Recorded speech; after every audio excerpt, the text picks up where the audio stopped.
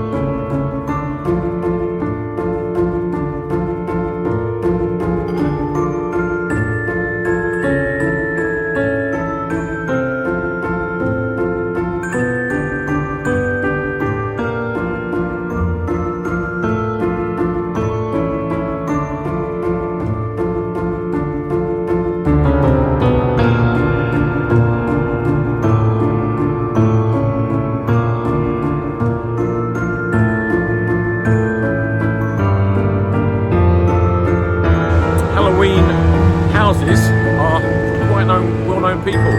This one we're going to show you now is ex-Doctor Who